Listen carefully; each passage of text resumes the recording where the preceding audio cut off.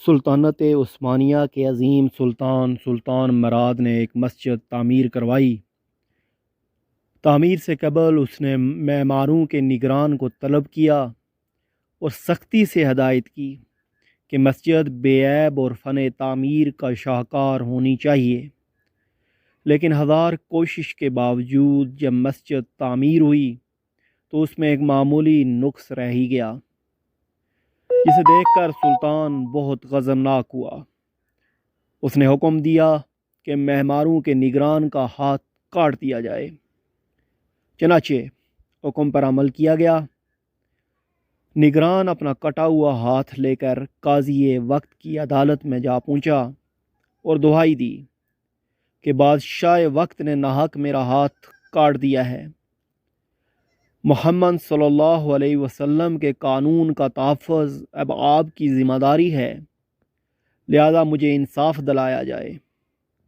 قاضی نے خط لکھا اور قاصد کے حوالے کرتے ہوئے کہا کہ سلطان کو عدالت میں پیش کیا جائے، اور تاریخ دیکھتی ہے دنیا کا عظیم ترین سلطان جس کے جاؤ جلال سے دنیا کانپتی ہے ایک معمولی قاضی کی عدالت میں حاضر ہوتا ہے، اس حال میں کہ اس کی نگاہیں جھکی ہوتی ہیں۔ ایک طرف 60 لاکھ مربع میل کا حکمران اور دوسری طرف ایک معمولی انسان۔ قاضی نگران سے کہتا ہے اپنا دعویٰ دہراؤ، تو نگران خود پر بیتا ہوا واقعہ دہراتا ہے۔ قاضی بادشاہ سے کہتا ہے آپ اپنی صفائی میں کچھ کہنا چاہتے ہو تو کہو۔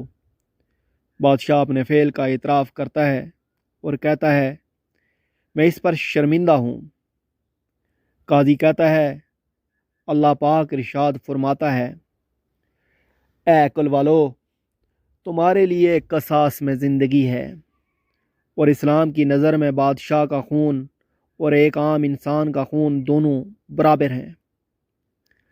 سلطان مراد نے جب قرآن کی یہ آیت سنی تو آستین سے اپنا ہاتھ باہر نکالتا ہے اور کہتا ہے میرا ہاتھ کٹنے کے لیے حاضر ہے۔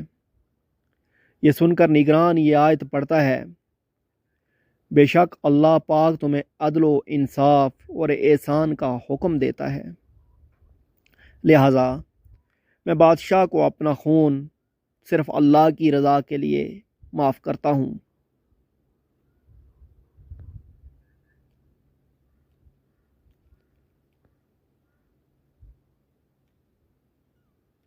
دوستو، آج ہم دوسروں کے نظام زندگی کی تعریف کرتے نہیں تھکتے، اس کے باوجود کہ دنیا کا بہترین نظام زندگی اللہ تعالیٰ نے ہمیں عطا فرمایا ہوا ہے، کیا کوئی نظام زندگی اس طرح کی مثال پیش کر سکتا ہے جہاں بادشاہ کے حقوق اور عام انسان کے حقوق برابر ہوں؟